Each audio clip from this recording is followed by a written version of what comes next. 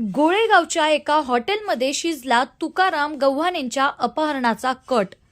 सिल्लोड तालुक्यातील गोळेगावातील एका हॉटेलमध्ये शेतकरी तुकाराम गव्हाणे यांच्या अपहरणाचा कट रचला होता। खाजगी फायनान्स कंपनीसाठी काम करणारा सचिन बनकर हाच अपहरण आणि हत्येचा मुख्य सूत्रधार असून येथूनच त्याने इतर चौघांसोबत हा प्लॅन आखल्याचे पोलीस तपासात उघड झाले आहे। तब्बल 4 महिन्यांपासून ते अपहरणाचा प्लॅन करत होते। गव्हाणे यांना जिवंत सोडल्यास पकडले जाण्याच्या भीतीपोटीच त्यांना जीवे मारल्याची कबुली आरोपींनी दिली।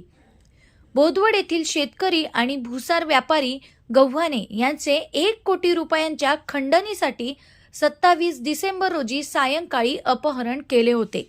दुसऱ्या दिवशी दुपारपर्यंत पैसे न मिळाल्याने व पकडले जाण्याच्या भीतीने त्यांची हत्या करून प्रेत 40गाव घाटात फेकून दिले होते। अजिंठा पोलिसांनी 5 आरोपींच्या मुसक्या आवळल्या। तपासात गव्हाणे यांच्या हत्येचा सूत्रधार बनकर असल्याचे उघड झाले आहे।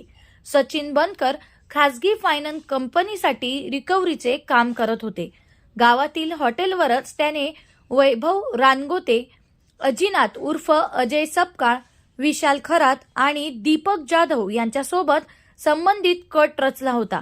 बनकर हा लॅब टेक्निशियन असून काही दिवस त्याने गावातील एका पॅथॉलॉजी लॅबमध्ये काम केले। गुरुवारी आरोपींना न्यायालयाने 6 जानेवारीपर्यंत पोलीस कोठडी सुनावली।